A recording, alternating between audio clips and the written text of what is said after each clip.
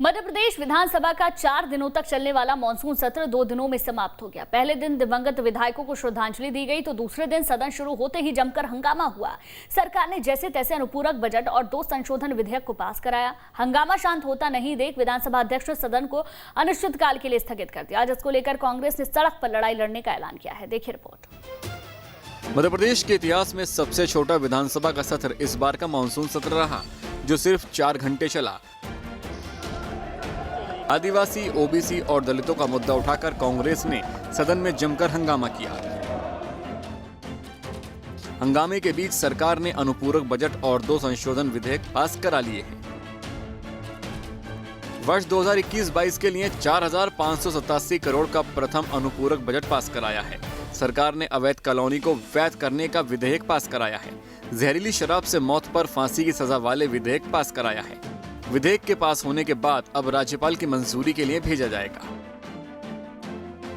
विधानसभा शुरू होते ही महंगाई के मुद्दे पर विपक्ष ने सरकार को जमकर घेरा।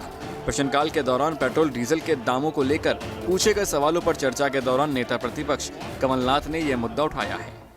इसको लेकर सदन में हंगामा तब शुरू हो गया जब वित्त मंत्री जगदीश देवड़ा ने यह कह दिया कि पेट्रोल डीजल के दाम कमलनाथ सरकार के समय पर बढ़े थे। सरकार का तर्क है कि पेट्रोल डीजल पर टैक्स इसीलिए लगाए जाते हैं ताकि विकास का काम हो सके। नहीं हो गया। कमलनाथ जी की सरकार में तो पेट्रोल का रेट मध्य प्रदेश में 70 रुपये लीटर था, आज तो 112 रुपये लीटर है। तो ये कमलनाथ जी ने बढ़ाया कि आपने बढ़ाया, है ना। डीजल का रेट 60 रुपये था, आज 100 रुपये है। ये किसने बढ़ाया? डीजल का दाम किसने बढ़ाया? रसोई गैस के दाम किसने बढ़ाए? झूठ बोलो, जोर जोर की बोलो, बार बार बोलो। अब जनता समझ गई है, समय आने दीजिए, जनता इनको माकूल जवाब दे। हमने कोई नया टैक्स नहीं लगाया, उसके बाद में भी बिजली, पानी, सड़क, स्वास्थ्य, शिक्षा और रोजगार के अवसर बढ़ाए। सर, वेट तो सबसे ज्यादा मध्य प्रदेश में है पेट्रोल डीजल पहले से लगा हुआ है और विकास के लिए जरूरी है। अगर टैक्स नहीं लेंगे तो विकास कहाँ से करेंगे, काम कहाँ से करेंगे, इतने लोगों को तनख्वाह कहाँ से देंगे। और इसलिए लेकिन हमने कोई नया टैक्स नहीं लगाया, जो पुराना चला आ रहा है उसी को जारी रखा है और उसके कारण विकास के लिए भी जरूरी है। कमलनाथ ने कहा कि महंगाई देश और प्रदेश में गंभीर मुद्दा है, इस पर सदन में बहस होना चाहिए। इसको लेकर हमने स्थगन प्रस्ताव दिया है, इसे स्वीकार किया जाना चाहिए। इसके बाद सत्ता पक्ष के विधायक विरोध करने लगे तो कांग्रेस के विधायक आसंदी के सामने पहुंच गए। हंगामा बढ़ता देख विधानसभा अध्यक्ष गिरीश गौतम ने विधानसभा की कार्रवाई आधे घंटे के लिए स्थगित कर दी। लेकिन दोबारा सदन शुरू हुआ तो विपक्ष ने सरकार को ओबीसी और दलित विरोधी बताकर फिर हंगामा शुरू कर दिया, जिसके बाद विधानसभा अध्यक्ष ने सदन की कार्रवाई अनिश्चितकाल के लिए स्थगित कर दी, जिसका कांग्रेस ने विरोध किया और मामले को लेकर सड़क पर आंदोलन की चेतावनी दी। ये आवाज दबाना चाहते हैं और कोई भी, मैं भी संसदीय कार्य मंत्री रहा हूँ लोकसभा में, तालमेल से चलता है, एक कोलैबोरेशन से चलता है, बातचीत से चलता है कि चलिए आप ये चाहते हैं आप ये तो ले लीजिए, इससे चलता है। पर यहाँ इनकी चलाने की कोई मंशा नहीं।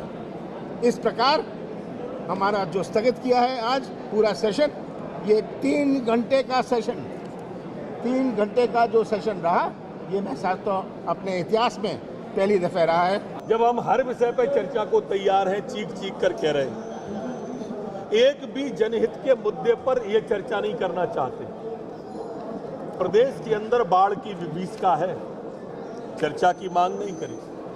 लोग मर रहे हैं, घर बह गए हैं, लोग बीमार हैं, अनाज सड़ रहा है, खुले में पड़े हैं, कोई चर्चा की बात नहीं। कांग्रेस कभी जनहित के मुद्दे पर बात नहीं करती। समाज को तोड़ने के लिए, समाज को बांटने के लिए राजनीति करती। सदन में ओबीसी आरक्षण का मुद्दा भी उठा। कांग्रेस ने सरकार पर ओबीसी आरक्षण के मुद्दे पर कोर्ट में सही तरीके से सरकार का पक्ष नहीं रखने का आरोप लगाया।